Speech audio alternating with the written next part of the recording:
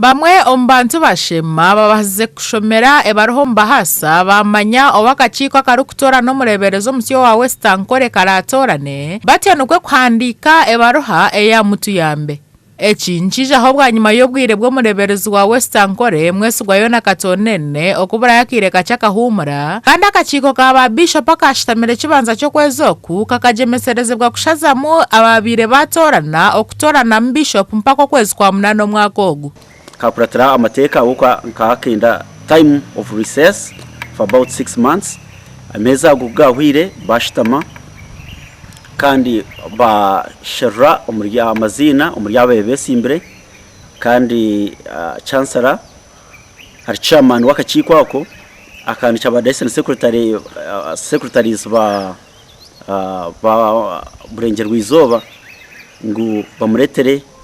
from the database mu mazina ga clergy gamwe mazina agahibwa yo kuronda bishop agaramukano no Reverend Bejura Godfrey owakabwohe Reverend Twina Masco William Reverend Namara Bethel Canon Caleb Twina Masco Reverend Canon Kanchiro Robert Canon Amos Turiahawe Reverend Carl Hanga Gordon hamwe nabandi bitibwa nyuma ya Electoral College okushitama ebirehiremwe amazina abiri agaramutwina Masco William Sabadikon wa Bushenyi hamwe na Amos Turiahawe or chaplain wa St Francis Makere University.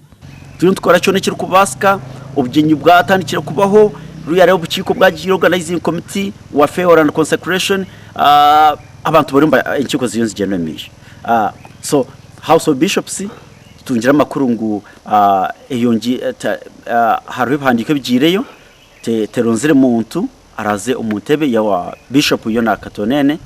konka mpurire ngo bino rukiko rundi rwa House of Bishops okwezi kwa munana twakatungire any form of communication nobu amazina biragagagambwa haruguru gatorinwe tabaze kuruga bishop bwanyuma y'abakuristaye bamwe abarumusa mu Kahindi David Kabigumira David Chiza mubangizi Edison Katego hamwe nabandi abari kurugo mu district ya Shema batire kwetombwitwa nuko kushazamwe ababire baronzirwe kucenjurwamo abantu abatire petition kunari umushopra Sam Kahindi mubangizi Edison Katego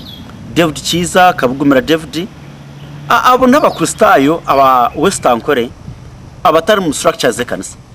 tubantu ba synod tubari ya council tubari ya board tinaba kujwekera so kubumanya inside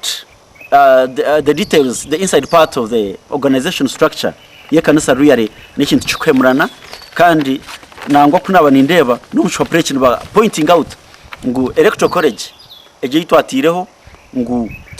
tukuratire tugire mushana twagezaho gamaho no mureberezo na mwezi gwa katonene nagira ngo wetayine ekiri kumuteganisa kandi ariyo nagendo mission na program ze zo kusibura ngo kandi yetegwire kwanjura office aho bwire bwe burukoma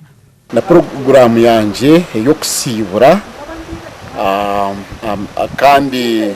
na process yo oranzo mbigere nayo nagendo mission kandi ubona kubukwika ahizo bari kumura kwanje office ejo ni injanjora njandi ngova bishop oranze omibigere